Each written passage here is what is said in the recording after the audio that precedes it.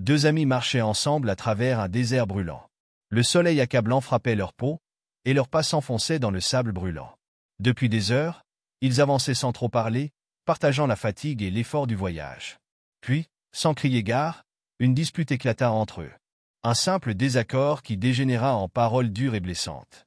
L'un des deux, emporté par la colère, lança une phrase qui fit l'effet d'une lame sur le cœur de son ami. Ce dernier baissa les yeux, blessé, mais ne répondit rien.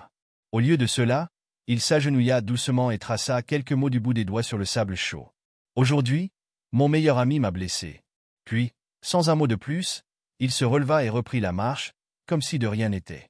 Le vent du désert soufflait doucement, effaçant progressivement ces mots fragiles, comme si la nature elle-même refusait de conserver les souvenirs douloureux. Vague le danger et le salut. Les heures passèrent, et les deux amis continuèrent leur périple. La chaleur était insoutenable, leur corps fatigué criait famine et soif.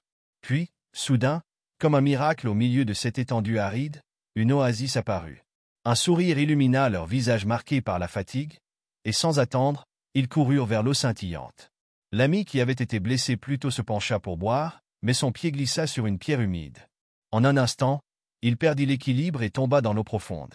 Pris de panique, il se débattit, incapable de retrouver pied. L'eau, pourtant si accueillante quelques secondes plus tôt, devenait une menace mortelle. Sans la moindre hésitation, son ami plongea.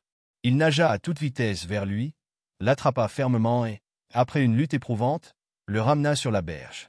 Haletant, le cœur battant encore la chamade, l'ami sauvé reprit doucement ses esprits. Il regarda longuement celui qui venait de lui sauver la vie. Cette fois, il ne prit pas le sable entre ses doigts. Il chercha une pierre plate et dure, s'agenouilla, et grava avec patience. « Aujourd'hui, mon meilleur ami m'a sauvé la vie. » Bulle l'ultime question. Son ami, qui l'avait blessé mais aussi sauvé, observa ses gestes avec curiosité. Finalement, il ne put s'empêcher de lui demander. « Quand je t'ai blessé, tu as écrit sur le sable, et maintenant, tu graves ces mots dans la pierre. Pourquoi ?» L'ami releva la tête et lui adressa un sourire rempli de sagesse et de douceur. « Quand quelqu'un nous fait du mal, nous devons l'écrire dans le sable, là où les vents du pardon peuvent l'effacer. Mais quand quelqu'un fait quelque chose de bon pour nous, nous devons le graver dans la pierre, où aucun vent ne pourra jamais l'effacer. » Son ami resta silencieux. Ces mots résonnaient en lui avec une force nouvelle.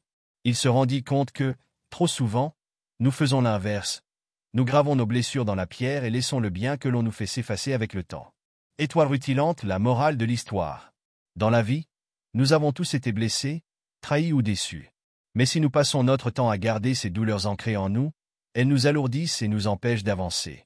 Le pardon ne signifie pas oublier, mais choisir de ne pas laisser la douleur nous définir. En revanche, les moments de générosité, d'amitié et d'amour sont trop précieux pour être laissés au hasard. Ce sont eux qui méritent d'être gravés en nous, car ce sont eux qui construisent notre bonheur. Alors, apprends à effacer les blessures et à graver le bien. Car ce que tu choisis de retenir façonne la personne que tu deviens.